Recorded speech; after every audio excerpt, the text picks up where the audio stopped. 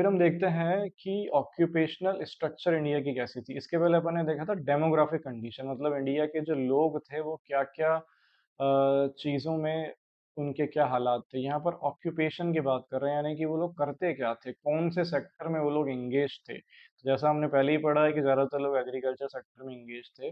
फिर भी अपन देख लेते हैं कि कौन-कौन से सेक्टर्स होते हैं। हालाँकि ये आप लोगों ने बहुत बचपन में ही पढ़ लिया था कि there are basically 3 sectors in an economy. First one is primary sector, second we have secondary sector, and the last one is tertiary sector. These are basically three sectors. अब प्राइमरी सेक्टर्स में वो सारे sectors आते हैं जब हम nature से कोई चीज़ ऐसे ही एक्सट्रैक्ट कर लेते हैं जैसे ही वो उस फॉर्म में है, उसको अपन बोलते हैं वो प्राइमरी सेक्टर में आएगी। जैसे कि एग्रीकल्चर सेक्टर प्राइमरी में आता है, फिशिंग प्राइमरी में आता है, लकड़ी काटना प्राइमरी में आता है, एनिमल हस्बेंड्री प्राइमरी में आता है, ठीक है, फॉरेस्ट्री प्राइमरी में आता है। अगर मान लीजिए शुगर केन प्रोड्यूस हो रहा है तो वो भी काय में आएगा, प्राइमरी में आएगा। तो ये प्राइमरी में जो चीज़ नेचर ने हमको दी है, उसका बिना फॉर्म चेंज करे अगर हम लोगों ने यूज़ कर लिया तो वो प्राइमरी सेक्टर में आ जाता है। सेकेंडरी सेक्टर में क्या होता है कि प्राइमरी सेक्टर से जो हमें चीज़ें मिली, उसको हमने मशीनों की सहायता से या कैसे भी करके कन्वर्ट कर लिया या फॉर्म चेंज कर लिया। उसको बेसिकली हम लोगों ने ट्रांसफ़ॉर्म कर दिया है दूसरे किसी गुड में, उसको अपन बोलते हैं सेकेंडरी गुड। जैसे शुगर केन तो प्राइमरी में था, शुगर केन से अगर हमने शुगर बना ली होती, तो ये शुगर काय में आ जाती, ये शुगर आ जाती सेकेंडरी सेक्टर में। इसके अलावा कंस्ट्रक्शन कंपनीज़ जो हैं, ये सारी कंपनीज़ भी काय में आ जाती हैं हमारी सेकेंडरी सेक्टर में आ जाती है। पावर जनरेशन भी काय में आ जाता है, सेकेंडरी में आ जाता है। तो इसको सेकेंडरी इसलिए बोला जाता है क्योंकि ये डिपेंड करती है प्राइमरी सेक्टर पे रॉ मटेरियल के लिए। जैसे कि यहाँ पर आपको सारा इंडस्ट्रियल गुड्स दिख रहा होगा, सेकेंडरी सेक्टर का एग्जांपल है। Tertiary sector AKS service sector, service sector या टर्शरी सेक्टर जो होता है, ये डिपेंड काय में करता है प्राइमरी और सेकेंडरी में। यानी प्राइमरी और सेकेंडरी की ग्रोथ होती है तो सेकेंडरी की ग्रोथ ऑटोमेटिकली होने लग जाती है। अब इसमें क्या क्या चीज़ें आती हैं, ट्रांसपोर्ट आता है, एजुकेशन आता है, फाइनेंस आता है, गवर्नमेंट एडमिनिस्ट्रेशन आता है, स्कूल्स आता है, हॉस्पिटल्स आता है, रेस्टोरेंट आता है ना, कम्युनिकेशन आता है। ये सारी चीज़ें आती है टर्शरी सेक्टर पे जो आपको सर्विस दे रही है। जैसे कि आप मान लीजिए ट्रेन में बैठ के यहाँ से गए कहीं भोपाल, ठीक है ना? तो अगर हम यहाँ से बैठ के भोपाल गए हैं तो पहली बात तो कि ये ट्रेन ने आपको सर्विस दी है। ऐसा नहीं होता कि जिस सीट पे अपन बैठे हैं ऐसा बोलेंगे कि ये सीट मैं घर ले जाऊँगा, मैं पे पैसे दिए मैंने, ऐसा नहीं होता। ट्रेन ने आपको सिर्फ़ सर्विस दी है, तो वो आपका आता है सर्विस सेक्टर में, ठीक है? तो ये सारे आपको किसके एग्ज़ाम्पल दिख रहे हैं? सर्विस सेक्टर के। तो अब इंडिया वाले करते क्या थे, कौन से सेक्टर में कितने-कितने लोग एंगेज थे, एक बार फटाफट देख लेते हैं अपन। एग्रीकल्चर सेक्टर में हमारे देश के थे 70 से 75% लोग एंगेज्ड। एग्रीकल्चर सेक्टर में 70 से 75% लोग एंगेज थे। मैन्युफैक्चरिंग सेक्टर में थे 10% और टर्शरी सेक्टर में थे 15 से 20%। सबसे कम कंट्रीब्यूशन टर्शरी सेक्टर का ही दिख रहा है। एग्रीकल्चर का तो बहुत कंट्रीब्यूशन है, सेकेंडरी का भी ठीक-ठाक ही है, टर्शरी का ज़्यादा अच्छा है। ऐसे करके हमारी वर्कफ़ोर्स वहाँ पर एंगेज थी। अब अपने को बात करनी है नए टॉपिक की जिसका नाम है इंफ्रास्ट्रक्चर, यानी कि इंडिया का इंफ्रास्ट्रक्चर था या नहीं था, था तो कैसा था? ऐसा है कि इंफ्रास्ट्रक्चर का बेसिक मतलब क्या होता है, आपके आस-पास जितनी भी आप चीज़ें देखते हैं, जैसे कि स्कूल्स देखते हैं, ठीक है? हॉस्पिटल्स देखते हैं, इसके अलावा आप लोग देखते हैं रोड्स, है ना? इसके अलावा आप लोग देखते हो ब्रिजेस, इसके अलावा क्या देखोगे और डैम्स, इसके अलावा और क्या देखोगे कॉलेजेस, है ना? रेस्टोरेंट देख लो, उसके अलावा स्ट्रीट लाइट वगैरह देख लो, तो ये सारी की सारी चीज़ें आती हैं इंफ्रास्ट्रक्चर में। इंफ्रास्ट्रक्चर बेसिकली होता क्या है, support system of the economy. Economy का सपोर्ट सिस्टम होता है। जिस देश का इंफ्रास्ट्रक्चर अच्छा होता है वो देश बहुत जल्दी बहुत तेज प्रोग्रेस करता है। इसका थोड़ा खराब होता है, उसको टाइम लग जाता है डेवलप होने में। जैसे कि डेवलप्ड कंट्रियाँ जितनी भी हैं उनका इंफ्रास्ट्रक्चर हमेशा बहुत अच्छा होगा, और जो डेवलपिंग है, जो कंट्रियाँ डेवलपिंग है उनका क्या रहेगा, इंफ्रास्ट्रक्चर थोड़ा गड़बड़ ही दिखेगा आपको। तो यहाँ पर अपन देखते हैं कि ब्रिटिश रूल के टाइम पे इंफ्रास्ट्रक्चर कैसा था। तो जैसे कि सब खराब था सारे सेक्टर, वैसे भी इंफ्रास्ट्रक्चर भी हमारा बहुत ही खराब था। लेकिन फिर भी अंग्रेज़ों ने कुछ चीज़ों को इम्प्रूव करने के लिए काम किया है। जैसे कि रोड्स हो गया, रेलवेज़ हो गया, पोर्ट्स हो गया, वाटर ट्रांसपोर्ट हो गया, पोस्ट एंड टेलीग्राफ्स हो गया। इन चीज़ों को डेवलप करने के लिए अंग्रेज़ों ने बहुत बढ़िया काम किया, लेकिन वो उन लोगों ने अपने फ़ायदे के लिए करा। है ना? इतने बेवकूफ़ तो नहीं थे कि इंडिया को डेवलप करेंगे, वो उन लोगों के फ़ायदे के लिए उन लोगों ने काम करा।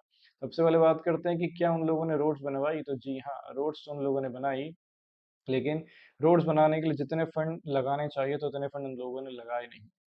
और ये जो रोड्स बनी थी बेसिकली ये उन लोगों ने वहीं बनाई थी जहाँ पर उनकी आर्मी थी। आर्मी को एक जगह से दूसरे जगह तक ले जाने के लिए और रॉ मटेरियल को यहाँ से वहाँ लेके जाने के लिए रोड चाहिए होती है, तो उनने यही 2 कारणों से रोड बनाई थी इंडिया में। इसके अलावा क्या था कि हमारे यहाँ पे वेदर रोड्स की बहुत ज़्यादा शॉर्टेज थी। ऑल वेदर रोड्स का मतलब होता है पक्की सड़कें। इसकी बहुत ज़्यादा हमारे यहाँ पे प्रॉब्लम थी, जिसके कारण कि अगर मान लीजिए कहीं पर बारिश गिर जाए या बहुत तेज फ्लड आ जाए तो हम लोग उस एरिया पे पहुँच ही नहीं सकते थे। क्यों? क्योंकि रोड्स है ही नहीं। अभी तो क्या है कि रोड से सीमेंट की है, डांबर की है तो पहुँच जाते हैं, लेकिन जब रोड्स नहीं होंगी तो मिट्टी में कैसे जाओगे आप? पूरा पानी ही पानी है हर दो। इसके कारण नेचुरल कैलेमिटी या फेमाइन्स कहीं पर आ गए तो इंडिया वालों ने बहुत ज़्यादा क्या करा था, सफ़र करा था। तो रोड्स बनाई तो सही उन लोगों ने, लेकिन उनने अपने फ़ायदे की वाली ही रोड्स बनाई। फिर अपन बात करते हैं क्या उन लोगों ने रेलवेज़ का डेवलपमेंट किया? हाँ, रेलवेज़ का उन लोगों ने डेवलपमेंट किया, बिल्कुल सही बात है। सबसे पहले अपन देखते हैं कि रेलवेज़ की शुरुआत इंडिया में हुई थी 1850s में। कब हुई थी रेलवेज़ की शुरुआत? 1850s में। ये भी तब हुई थी जब अंग्रेज़ों को सामान लेकर जाना था यहाँ से वहाँ। और रेलवेज़ ने इंडिया की इकोनॉमी को 2 तरीके से अफ़ेक्ट करा। कैसे-कैसे अफ़ेक्ट करा? पहले अपन ये देखते हैं कि अगर अगर क्या होता है कि इंडिया वालों को लॉन्ग डिस्टेंस ट्रैवल करना है, तो ये वो लोग कर सकते हैं, ठीक है? मतलब ये तो अच्छी बात ही इफ़ेक्ट क्या करा? ये अच्छी बात थी कि अगर लोगों को लॉन्ग डिस्टेंस ट्रैवल करना है कहीं पर, ट्रेन अगर है अवेलेबल, तो वो कर सकते थे। यानी कि रेलवेज़ ने जियोग्राफ़िकल और कल्चरल बैरियर को तोड़ दिया और देश को संगठित करने में मदद करी।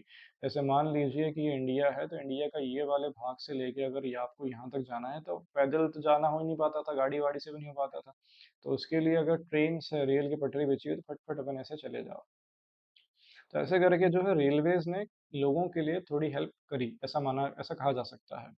उसके अलावा क्या हुआ कि रेलवेज़ के कारण ही ये रेलवेज़ के कारण एक नेगेटिव पॉइंट है। रेलवेज़ के कारण क्या हुआ, कमर्शियलाइज़ेशन हो गया इंडियन एग्रीकल्चर का व्यापारीकरण हो गया, यानी कि उसको व्यापार के नज़र से देखा जाने लगा, क्योंकि हम लोग पहले उगाते थे फूड क्रॉप को छोड़कर हम किस तरफ चले गए, हम चले गए कैश क्रॉप की तरफ।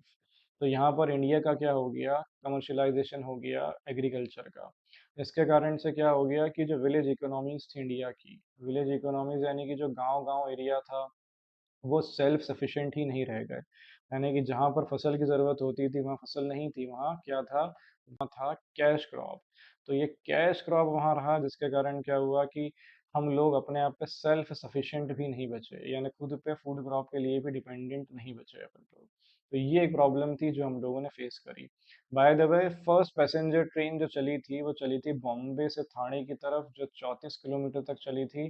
कौन से साल में चली थी? 1853 में। 2-3 बातें याद रखना। पहली बात कौन सी? पहली पैसेंजर ट्रेन कब चली थी बॉम्बे से ठाणे की तरफ, डिस्टेंस था 34 किलोमीटर, कब चली थी? 1853 में। एक नंबर का एमसीक्यू बनेगा। ठीक है? तो ये हम लोगों ने देखा, रेलवेज ने इंडियन से ज़्यादा फायदा किसको करा? ब्रिटिशर्स को फायदा करा। और रेल को बनाने में पैसा किसका लगा? पैसा तो लगा इंडिया की इकोनॉमी का ही, इंडिया की इकोनॉमी का ही पैसा लगा था। तो अपन लोगों ने देखे रोड्स के हालात कैसे थे, रेलवेज़ के हालात कैसे थे। अब अपन आते हैं एयर एंड वाटर ट्रांसपोर्ट पे। हालाँकि इसमें ज़्यादा कुछ करा नहीं अंग्रेज़ों ने, मतलब बिल्कुल ही कुछ नहीं करा इसमें एयर और वाटर ट्रांसपोर्ट में, बिल्कुल भी इन्वेस्टमेंट नहीं था। हालाँकि जेआरडी टाटा, जिनको इंडियन एविएशन का पायोनियर कहा जाता है, जो सबसे पहले एविएशन की शुरुआत करी थी 1932 में इनने, इनको कहा जाता है। अंग्रेज़ों ने ज़्यादा कुछ करा नहीं, अंग्रेज़ों ने क्या करा था, इनलैंड वाटरवेज़ बनाए थे। इनलैंड वाटरवेज़ मतलब कि जो समुंदर में होते हैं, मतलब आउटर होते हैं, जो नदियों में वाटरवेज़ होते हैं, नदी के रास्ते आप जा सकते हो। तो उड़ीसा के जो कोर्ट पे वगैरह बनाए थे उनने, तो बिल्कुल ही अनइकोनॉमिकल रहा, कोई फ़ायदा नहीं हुआ उसमें, एकदम नुकसान कर दिया उन लोगों ने। और कनाल को उन लोगों ने सोचा था कि अपन रिप्लेस करेंगे रेलवे से, लेकिन वो बिल्कुल नहीं हो पाया और वो कनाल को फिर अल्टीमेटली छोड़ना ही पड़ा, वहाँ पे कोई यूज़ नहीं हुआ, मतलब पैसे की बर्बादी हुई थी वहाँ पर। और लास्ट वाली चीज़ क्या दिखती है, क्या कम्युनिकेशन डेवलप करने के लिए उन लोगों ने कुछ करा? जी हाँ, बिल्कुल करा। पोस्ट एंड टेलीग्राफ डिपार्टमेंट उन लोगों ने बनाया, मतलब आज जो इंडिया के पोस्ट एंड टेलीग्राफ्स है और जो कम्युनिकेशन के लिए बीएसएनएल भी है, ये वहीं से आया था। ठीक है? बीएसएनएल और पीएनटी यानी कि पोस्ट एंड टेलीग्राफ, ये दोनों बाद में तो इंडियन गवर्नमेंट ने लिए, नाम चेंज करा, लेकिन ये शुरुआत इसकी वहीं से हुई थी। तो ये कम्युनिकेशन की मशीन होती थी जिसका नाम था इलेक्ट्रिक टेलीग्राफ। ये इलेक्ट्रिक टेलीग्राफ नामक आपको मशीन दिख रही है। यहाँ पर क्या होता था, ये जो बटन्स दिए हुए हैं, ये बटन से मैसेज टाइप होता था। और ये मैसेज दूसरे को दिखता था, दूसरे जहाँ पर दूसरी टेलीग्राफ है वहाँ पर लाइन बिछी होती थी, जैसे ब्रॉडबैंड की लाइन बिछी होती है, वैसे इसकी भी लाइन बिछी होती थी, तो ये काफ़ी एक्सपेंसिव हुआ करता था क्योंकि बहुत पहले आया हुआ था ये। लेकिन ये क्या था कि अंग्रेज़ लोग अपना एक जगह से दूसरी जगह मैसेज अगर कोई ट्रांसफ़र करना होता था तो उसके लिए यूज़ करते थे। ये भी बहुत ज़्यादा एक्सपेंसिव सिस्टम था, हालाँकि पैसा उन लोगों ने तो नहीं दिया, पैसा हमारी इकोनॉमी ने ही दिया। तो अपन कहा जा सकता है इसमें एक नंबर का एमसीक्यू और बनेगा। पहला पोस्टल स्टैम्प बना था 1852 में सर्कुलर शेप में लाल कलर का हुआ करता था ये। तो ऐसे करके चारों के चारों सेक्टर हमारे इंडिया के ग्रो हुए हैं। कब की बात करी है अपन लोगों ने? ये बात करी है अंग्रेज़ों के टाइम पर क्या हालात थे हमारे। अब हमको देखना ये है कि इंफ्रास्ट्रक्चर डेवलपमेंट जो ब्रिटिशर्स ने करा, उसके रीजंस क्या थे? क्यों कोई दूसरे देश में इंफ्रास्ट्रक्चर बिल्ड करेगा? जैसे ब्रिटेन वालों के लिए इंडिया दूसरा देश ही था, तो क्यों उन लोगों ने इसको डेवलप करा? उसके पीछे रीजंस थे। क्या रीजंस थे? पहला रीजन निकल के आता है कि उनको उनकी आर्मी मोबिलाइज करनी थी। यहाँ से वहाँ आर्मी अगर लेके जानी है तो रोड तो चाहिए ना। तो आर्मी को मोबिलाइज करने के लिए उन लोगों ने रोड का डेवलपमेंट करा, ठीक है। इसके अलावा क्या हुआ कि रॉ मटेरियल भी लेके जाना है, कहाँ से लेके जाना है? इंडिया से लेके जाना है। कहाँ लेके जाना है? पोर्ट्स तक लेके जाना है। तो रॉ मटेरियल अगर लेके जाना है तो यहाँ से यहाँ तक की तो रोड बनाई। कहाँ तक की रोड बनाई? यहाँ तक की, ठीक है। अब रोड के बाद मान लीजिए ये है पटरी, ये पटरी बनाई उन लोगों ने। उसके बाद पटरी के बाद यहाँ से फिर रोड बनाई और यहाँ बनाया, यहाँ है पोर्ट, ठीक है। तो रोड से सामान जाएगा पहले, फिर पटरी से सामान जाएगा, फिर रोड से जाएगा, फिर ये पोर्ट बनाया ताकि शिप से सामान जाएगा अब कहाँ? ब्रिटेन। तो ऐसे करके उन लोगों ने क्या करा कि रॉ मटेरियल ले जाने के लिए भी उन लोगों ने इस रोड्स का यूज़ करा। तो बहुत फ़ायदा जो हुआ है उन्हीं का हुआ है। उसके बाद इन लोगों ने रेलवेज़ भी डेवलप करी। अब रेलवेज़ डेवलप करने के पीछे भी 3 रीज़न थे। पहला वाला तो क्या, इंडिया बहुत बड़ा है तो इंडिया की टेरिटरी पे एडमिनिस्ट्रेशन करने के लिए यानी कि पूरी निगरानी कैसे रखेंगे, कैसा सिस्टम रहेगा, उस सब के लिए रेलवेज़ का बहुत इम्पोर्टेंस था। इसके अलावा फिर क्या हुआ कि रेलवे को बहुत सारे पोर्ट से लिंक कर दिया। जैसे मैंने बताया अभी कि ये रेलवे है तो मान लीजिए यहाँ तक इन लोगों ने इसको लिंक कर दिया, पोर्ट तक लिंक कर दिया या यहीं तक लिंक कर दिया, तो अब क्या हो गया है कि यहाँ से यहाँ फटाफट सामान चला जाएगा। इसके अलावा रेलवेज़ जो था वो अंग्रेज़ों के लिए क्या था, एक प्रॉफ़िटेबल इन्वेस्टमेंट था। यानी ब्रिटिशर्स ने जो पैसा यहाँ से कमाया उसको यहाँ लगाया और पैसा कमाने के लिए। तो ये एक प्रॉफ़िटेबल इन्वेस्टमेंट करने के लिए उन लोगों ने रेलवेज़ का डेवलपमेंट किया। इसके अलावा इंफ्रास्ट्रक्चर डेवलपमेंट में जो इलेक्ट्रिक टेलीग्राफ उन लोगों ने डेवलप किया था, वो क्यों करा था? क्योंकि उनको लॉ एंड ऑर्डर मेंटेन करना था। कोई मैसेज अगर यहाँ से भेजना है दूर-दराज अपनी दूसरी आर्मी के टुकड़े को, तो वो भेज सकते थे। तो दीज़ वर द रीज़न्स कि उन लोगों ने इंफ्रास्ट्रक्चर क्यों डेवलप करा। तो बेसिकली अपन कंक्लूजन पे आते हैं अभी कि क्या कंक्लूजन निकलता है। तो इंडिया ने अपनी इंडिपेंडेंस करी थी 1947 में। 1947 में अपन लोग इंडिपेंडेंट हुए थे, लेकिन लगभग 190 या यूं कहें कि 200 साल के ब्रिटिश रूल के बाद में। और हमारी जो इकोनॉमी थी वो क्या थी, अंडर डेवलप्ड थी अंग्रेजों के टाइम पर। ये भी एक आधी 4 या 6 नंबर का क्वेश्चन बनेगा कि जो इकोनॉमी अंडर डेवलपमेंट के क्या रीजन है ब्रिटिश टाइम पे। तो ये सारे रीजन निकल के आते हैं। पर कैपिटा इनकम बहुत ही कम थी, पॉपुलेशन पे डिपेंडेंसी थी, ये सारे के सारे रीजन हमारे पास में अवेलेबल हैं। अब हमको देखना क्या है कि ब्रिटिश रूल ने कैसे सिस्टमैटिक एक्सप्लॉइटेशन करा इंडिया का, यानी सिस्टमैटिक तरीके से पूरा शोषण हुआ है हमारा, जिसको अपन देखेंगे इन पॉइंट से। देखो, सबसे पहले तो क्या होता है कि इंडिया एक एग्रीकल्चरल कंट्री था ब्रिटिश पीरियड के टाइम पर, और एग्रीकल्चर सेक्टर जो है पूरी तरह से बैकवर्ड था, है ना। और बैकवर्ड होने के साथ साथ फिर इन लोगों ने कमर्शियलाइजेशन भी कर दिया एग्रीकल्चर का ब्रिटेन के पर्पस को सर्व करने के लिए। तो ये एक्सप्लॉइटेशन की शुरुआत हो गई यहाँ से। ब्रिटिशर्स ने कभी भी इंडिया की इकोनॉमी को मॉडर्नाइज करने की कोशिश नहीं करी, ना ही एग्रीकल्चर सेक्टर को, ना ही इंडस्ट्रियल सेक्टर को। और तो और हैंडीक्राफ्ट जो थोड़े बहुत थे हमारे, वो भी उन लोगों ने डिस्ट्रॉय कर दिए। तो ऐसा सिस्टमेटिक एक्सप्लॉइटेशन हुआ। कैसे उन लोगों ने डिस्ट्रॉय करा, तो हमने ये भी देखा था, डिस्क्रिमिनेटरी टैरिफ पॉलिसी वो लोग लेके आए थे, जिसके कारण इंडिया का पूरा मार्केट का उन लोगों ने कंट्रोल ले लिया था। फिर ब्रिटिशर्स ने इंडिया की इकोनॉमी को सिर्फ क्या करके रह दिया था, यानी कि सिर्फ और सिर्फ हम एक्सपोर्टर थे प्राइमरी प्रोडक्ट्स की, हमने पढ़ा था ना फॉरेन ट्रेड में। एक्सपोर्टर ऑफ प्राइमरी प्रोडक्ट थे और इंपोर्टर ऑफ फिनिश गुड्स थे, तो ये चीज़ हम बन के रह गए थे बस। उसके अलावा फिर इन लोगों ने हमारे नेचुरल रिसोर्सेज को भी एक्सप्लॉइट करा उनके एडवांटेज के लिए। ऐसा भी कहा जाता है कि जो भी इन लोगों ने लड़ाई लड़ी थी वर्ल्ड वॉर सेकेंड में, फर्स्ट में, तो उसके लिए जितना भी आयरन इस्तेमाल हुआ था, गोली बनाने के लिए, वो बंदूक मशीनरी बनाने के लिए, वो पूरा आयरन इन लोगों ने इंडिया से ही लिया। बहुत इन लोगों ने स्थिति खराब करी हमारी। फिर इकोनॉमिक इंफ्रास्ट्रक्चर भी इन लोगों ने बिल्ड करा, रोड रेलवे भले बिल्ड करा, लेकिन इनमें फायदा किसका हुआ है? इन लोगों का हुआ है, सिस्टमेटिक एक्सप्लॉयटेशन हुआ है। तो ये सारे रीज़न हम लोगों ने देखे कि जिसके कारण क्या हुआ, हमारे देश में बहुत ज़्यादा पॉवर्टी आ गई, एकदम स्टैग्नेशन आ गया, बैकवर्डनेस आ गई इंडिया की इकोनॉमी में, खूब सारा पैसा ग्रेट ब्रिटेन की तरफ चला गया। अब ये जो हाथी अपने को दिख रहा है, ये हाथी रस्सी पे चले, ऐसा तो थोड़ा बिलीव कर पाना मुश्किल ही है कि इतना बड़ा हाथी इतनी ऊपर ये रस्सी पे चल पाएगा चारों टांगों से। तो ये हार्ड टू बिलीव है। तो वैसे ही जो हमारा अगला टॉपिक है वो ये है कि positive contribution of British rule, कि क्या ब्रिटिशर्स ने कुछ पॉजिटिव कंट्रीब्यूशन भी करा है इंडिया की इकोनॉमी में। देखो पहली बात तो ये कोई चीज़ होनी नहीं चाहिए, लेकिन ठीक है, पॉजिटिव कंट्रीब्यूशन करा है नहीं करा है देख लेते हैं अपन। देख लेते हैं। देखो सबसे पहले क्या बोलता है कि एग्रीकल्चर सेक्टर की अंग्रेजों ने ग्रोथ करी है, पॉजिटिव कंट्रीब्यूशन है। कैसे, मैं ये भी बता देता हूँ एक बार। देखो हुआ क्या कि एग्रीकल्चरल प्रोडक्टिविटी अंग्रेजों के टाइम पे बहुत कम थी। जैसे मान लीजिए ये ज़मीन है, तो ये ज़मीन है, तो इस ज़मीन पे कितना प्रोडक्शन होता था? 100 किलो होता था। ठीक है। अब अंग्रेज़ों ने क्या करा कि एग्रीकल्चर के लिए ज़मीन बढ़ा दी, मतलब ये पहले इतनी ज़मीन थी, तो ये अब कितनी ज़मीन हो गई? ये अब इतनी ज़मीन हो गई। तो पहले इतने एरिया में 100 किलो होता था, अब इतने एरिया में कितना होगा? इतने एरिया पे मान लो आप कि चलो 160 किलो हो रहा है। ठीक है। तो कहने को तो आपकी 100 से 160 मतलब ग्रोथ हुई है एग्रीकल्चर सेक्टर, लेकिन ये ग्रोथ क्यों हुई है?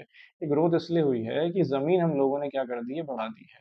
मतलब ऐसा कुछ नहीं हुआ कि इतने वाले एरिया में, यानी कि ये वाले एरिया में ही सिर्फ प्रोडक्शन बढ़ गया, इसमें तो उतना ही प्रोडक्शन हो रहा है, लेकिन क्योंकि ज़मीन अब हम लोगों ने एग्रीकल्चर के लिए ज़्यादा यूज़ करने लग गए हैं, जिसके कारण एग्रीकल्चर की ग्रोथ हो गई है। ऐसे करके ग्रोथ हुई थी एग्रीकल्चर सेक्टर की। दूसरा इनका पॉजिटिव कंट्रीब्यूशन निकल के आता है बेटर मीन्स ऑफ ट्रांसपोर्टेशन, मतलब ट्रांसपोर्टेशन का इन लोगों ने मीन्स इंप्रूव कर दिया, रोड साइड रेलवेज इन लोगों ने इंप्रूव कर दिया, ऐसा आप कह सकते हो।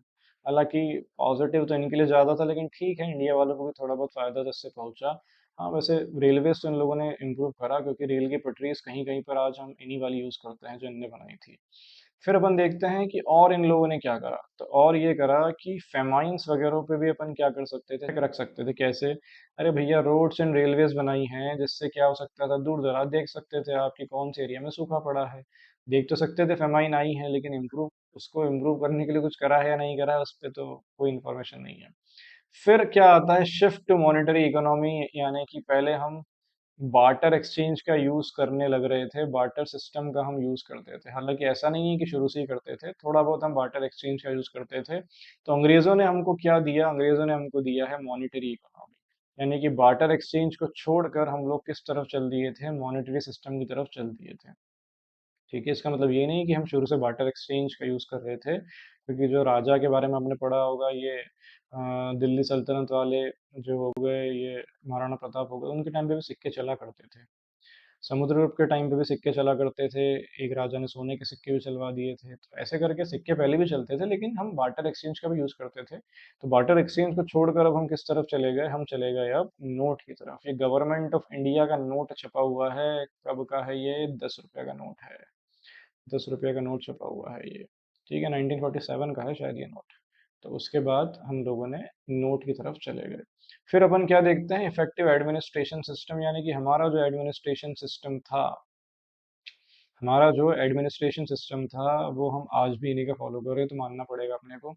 ये जो यूपीएससी की एग्ज़ाम होती है, ठीक है, जितनी भी गवर्नमेंट के आईएएस आईपीएस होते हैं, जो हमारा जुडिशरी वाला सिस्टम है, जो हमारा ये पॉलिटिकल वाला सिस्टम है, एमपी एमएलए वाला, ये सारा का सारा सिस्टम, पुलिसिंग का सिस्टम जो है, ये पूरा का पूरा सिस्टम हमको ब्रिटेन ने ही दिया हुआ है। हम यही सिस्टम को आज भी फॉलो करते हैं, तो ये तो कंट्रीब्यूशन काफ़ी अपन मान सकते हैं। लेकिन इतना एक्सप्लोइटेशन के बाद यार जमता नहीं है। शिफ्ट मॉनेटरी इकोनॉमी ये भी मान सकते हैं, चेक ऑन फेमाइन भी मान सकते हैं, चलिए ये भी मान ही लेते हैं। ये वाला थोड़ा मानना मुश्किल है, लेकिन मान लेते हैं। तो ऐसे करके इनका पॉजिटिव कंट्रीब्यूशन था इंडिया की इकोनॉमी। अभी हम देखते हैं कि इंडिया की इकोनॉमी का स्टेट कैसा था। कब की बात कर रहे हैं अपन? इंडिपेंडेंस के टाइम पे। इंडिपेंडेंस के टाइम पर इंडिया की इकोनॉमी थी कैसी? कैसी इकोनॉमी थी? कॉलोनियल इकोनॉमी थी। कॉलोनियल मतलब क्या था कि हम सिर्फ ब्रिटेन की कॉलोनी बन के रह गए थे 200 साल तक। उन लोगों ने बहुत पैसा यहाँ यहाँ से निचोड़ निचोड़ के ले गए अपने शहर, अपने देश, और रॉ मटेरियल भी ले गए, पैसा भी ले गए। उसके अलावा कमर्शियलाइज़ेशन भी करा एग्रीकल्चर सिस्टम का, तो ये बहुत ज़्यादा प्रॉब्लमैटिक था। एक एस्टीमेट के अकॉर्डिंग अंग्रेज़ों ने इंडिया से 45 ट्रिलियन डॉलर की हाइस्ट करी। मनी हाइस्ट देखा होगा, 45 ट्रिलियन डॉलर की डकैती करी, चोरी भी नहीं डकैती करी। 45 ट्रिलियन डॉलर मतलब आप ये सोचिए कि आप हम आपके पेरेंट्स पूरा इंडिया, पूरा का पूरा इंडिया जब पूरे साल भर काम करता है तब हमारी जो जीडीपी है वो लगभग 3.9 ट्रिलियन डॉलर के आसपास है। यानी पूरा इंडिया अगर काम कर रहा है एक साल तक, तब हम इतने रुपए का गुड्स एंड सर्विस प्रोड्यूस कर पा रहे हैं। ये सिर्फ प्रोड्यूस कर पा रहे हैं अपन, ठीक है। और ये अंग्रेज लोग 45 ट्रिलियन डॉलर उस टाइम पर लूट के ले गए। कितने रुपए? 45 ट्रिलियन डॉलर। तो टाइम्स ऑफ इंडिया का आर्टिकल भी है, इतने रुपए की उन लोगों ने डकैती करी। और ये अगर आपको कन्वर्ट करना है कितना रुपया होता है, तो ये इतना रुपया होता है, ठीक है। अब तो ये सोचो ना कि यार पूरा इंडिया काम कर रहा है तो लगभग 4 ट्रिलियन हम कर पा रहे हैं प्रोड्यूस। तो 4 ट्रिलियन का तो हम सिर्फ आउटपुट दे पा रहे हैं, ये तो इतना पैसा लूट के ले गए। आउटपुट की बात नहीं हो रही है, ये डकैती की बात हो रही है। इतना डकैती करके ले गए, तो सोचो कितना पैसा लूट के ले गए अंग्रेज लोग हमसे। फिर और क्या हमारी इकोनॉमी की कंडीशन थी, तो यहाँ पर हमारी इकोनॉमी का स्टेट कैसा था? हमारी इकोनॉमी तो कॉलोनियल थी, कॉलोनियल के साथ साथ सेमी फ्यूडल भी थी। अब सेमी फ्यूडल का मतलब होता है कि आधी फ्यूडल थी और आधी कैपिटलिस्ट इकोनॉमी थी, इसको अपन बोलते हैं सेमी फ्यूडल। यानी आधा हमारा सिस्टम चलता था फ्यूडल। फ्यूडल मतलब क्या होता है कि जहाँ पर एक लैंड सेटलमेंट सिस्टम है जिसमें एक लैंडलॉर्ड है और एक टीनेंट है, ठीक है। जैसे मैंने बताया था ना, जमींदार वगैरह वाला बताया था कि ये अगर फार्मर है, फार्मर के बीच में ये क्या है, ये आपका वो है, क्या नाम है इसका, ज़मींदार है। और ज़मींदार के बाद ये है अपना ब्रिटिशर्स, ये है ब्रिटिशर्स। तो ये इसको टैक्स देता था, फिर ये इसको टैक्स देता था, लेकिन ये इसे 90% देता था और बदले में 70-80% दिया करता था। तो ऐसे करके क्या हुआ था, लैंडलॉर्ड टीनेंट का रिलेशन था, जो इससे बहुत ज़्यादा रेट हाई करा करता था ज़मींदार किससे, फार्मर से। और बहुत ज़्यादा क्रूअल था। तो एक तो फ्यूडल सिस्टम चलता था, दूसरा सिस्टम था कैपिटलिस्ट सिस्टम। मतलब ये था कि कुछ लोग ये चीज़ के अलावा दूसरी चीज़ भी करते थे। दूसरी चीज़ें कौन सी? दूसरी चीज़ें मतलब कि एक हमारे यहाँ पर कुछ इंडस्ट्रियलिस्ट भी थे, जिसको अपन बोल सकते हैं कि वो कैपिटलिस्ट लोग थे, है ना। मॉडर्न इंडस्ट्री बनने के बाद में क्या हो गया, दो क्लास बन गई। एक बन गई कैपिटलिस्ट क्लास, दूसरी बन गई लेबर क्लास। यानी कि एक तो फैक्ट्री वाले मालिक हो गए और एक फैक्ट्री के मजदूर हो गए। तो हमारे यहाँ पे दो सिस्टम थे, एक तो फ्यूडल सिस्टम मतलब कि लैंडलॉर्ड और टेनेंट वाला रिश्ता था। दूसरा कौन सा था? कैपिटलिस्ट सिस्टम, मतलब कि यहाँ पर कैपिटलिस्ट रहेंगे एक और दूसरे कौन रहेंगे? लेबर्स रहेंगे। तो ये दोनों चीज़ें प्रेजेंट होने के कारण फ्यूडल और कैपिटलिस्ट इस इकोनॉमी को क्या कहा जाने लगा? Semi feudal economy. फिर अगला स्टेट क्या था कि हमारी इकोनॉमी एक तो कॉलोनियल थी, फिर सेमी फ्यूडल थी, फिर स्टैग्नेंट भी थी। स्टैग्नेंट का मतलब होता है लिटिल और नो ग्रोथ। जब इकोनॉमी की ग्रोथ होएगी ही नहीं तो उसको अपन क्या बोलेंगे? स्टैग्नेंट। अब देखो, ये है ठेला, ठीक है, ये आदमी है, ये इंडिया वाले हैं। इंडिया वाले खींच रहे हैं किसको? इतनी बड़ी इकोनॉमी को। तो खींचने वाले में आप यहाँ पर दम देखो, दम है क्या खींचने वाले में? नहीं, क्योंकि उसको ब्रिटिशर्स ने परेशान कर रखा था। सामने इतनी सारी मुश्किलें थी, discriminatory tariff policy, agriculture sector का डिस्ट्रक्शन, एकदम लगान, ये सारी प्रॉब्लम्स पड़ी हुई हैं। इतनी बड़ी इकोनॉमी को खींचना है जिसका वजन हमसे कहीं गुना ज़्यादा है, तो खींच पाएंगे क्या? नहीं। बहुत धीरे धीरे धीरे करके हमारी क्या हो रही थी? ग्रोथ हो रही थी। इंडिया की इकोनॉमी बहुत ज़्यादा कम थी। हमने पहले भी पढ़ा था कि एग्रीकल्चरल रियल आउटपुट सिर्फ 2% से ग्रो कर रहा था और पर कैपिटा आउटपुट सिर्फ 0.5% से ग्रो कर रहा था। तो ऐसे हमारे हालात थे। फिर हमारी इकोनॉमी इन तीन के अलावा बैकवर्ड भी थी, यानी कि पिछड़ी हुई थी। तो पिछड़ी हुई क्यों थी? उसके बहुत सारे रीजंस हैं। क्या रीजंस है? प्रोडक्टिविटी कम थी, पर कैपिटा इनकम कम थी, पुरानी मेथड यूज़ कर रहे थे, बर्थ रेट डेथ रेट बहुत ज़्यादा था, बहुत सारे लोग अनपढ़ थे। तो हमारी इकोनॉमी कैसी थी? बैकवर्ड इकोनॉमी थी। तो हम लोगों ने यहाँ से यहाँ ट्रांसफॉर्मेशन किया है। कहाँ से कहाँ? ये देखो, यहाँ से यहाँ हम लोग अभी ट्रांसफॉर्म करके आ गए हैं। हम लोग अभी बहुत अच्छा कर रहे हैं। और लास्ट वाला स्टेट क्या था कि, सॉरी, सेकंड लास्ट वाला स्टेट था, हमारी इकोनॉमी डिप्लीटेड थी या फिर डेप्रिशिएटेड थी। डेप्लीशन या डेप्रिसिएशन का मतलब होता है कि आप जब किसी चीज़ को बहुत ज़्यादा यूज़ करते हो तो उसकी वैल्यू कम होती चली जाती है। सेकेंड वर्ल्ड वॉर के टाइम पर इंडिया की इंडस्ट्रीज़ ने बहुत ज़्यादा काम करा, मतलब अगर मशीन की कैपेसिटी 10 घंटे की चलाने की, तो 12-12, 15-15, 18-18 घंटे मशीनें चली, जिससे कि क्या हो पाए, जिससे कि उनको जो मशीनरी चाहिए, जो इक्विपमेंट चाहिए लड़ाई के लिए, वो इक्विपमेंट आ पाएँ। ये बात हो रही है 1940s की, ठीक है? 1939, 1940s में वर्ल्ड वॉर 2 शुरू हुई थी, उसकी बात कर रहे हैं, जब तक थोड़ी बहुत इंडस्ट्री आ गई थी इंडिया में। तो ये जो इंडस्ट्री चली, काहे के लिए चली? सिर्फ़ और सिर्फ़ ब्रिटिशर्स लोगों के लिए चली, यानी हमारा लड़ाई में कोई लेना-देना था ही नहीं। हम क्यों लड़ रहे थे? क्योंकि अंग्रेज़ हम पे रूल कर रहे थे। और इसके अलावा इन लोगों ने जो रिसोर्सेज़ हमारे यूज़ करे, वो उन रिसोर्सेज़ को कभी भी क्या नहीं करा, रिप्लेस नहीं करा। यानी कि इतना सामान अगर आपने ले लिया है, तो भैया पैसे दे दो, कुछ तो कर दो देश के लिए, नहीं कुछ नहीं। सिर्फ़ डिप्लीट करा और डिप्लीट करके ले गए। जैसे कि मान लीजिए ये कोयले की खदान है या कोई सी खदान है, तो यहाँ से क्या निकल रहा है ये, पूरा का पूरा सामान ऐसे निकाल के लूट के ले गए। हमारी फैक्ट्री चलाई जिसके कारण पॉल्यूशन भी काफ़ी हुआ इंडिया के अंदर, उसके अलावा लकड़ी-वकड़ी काट के ले गए हमारी। तो बहुत उन लोगों ने हमारी इकोनॉमी को सिर्फ यूज़ करा है, उसको उस यूज़ करने का कोई पेमेंट हमारी इकोनॉमी को नहीं दिया है। और लास्ट स्टेट हमारी इकोनॉमी था कि हमारी इकोनॉमी थी एम्प्यूटेटेड इकोनॉमी। एम्प्यूटेटेड मतलब होता है जब किसी एक इंसान का कोई ऐसा हाथ-पैर कट दिया जाए, जैसे मान लीजिए इसका एक ही हाथ है ये वाला, ये हाथ-पैर नहीं हो या कट जाए तो उसको अपन क्या बोलते हैं एम्प्यूटेटेड, इसका हाथ नीचे गिर गया ये। तो ये क्या हो गया लूला-लंगड़ा या फिर एम्प्यूटेट हो गया है।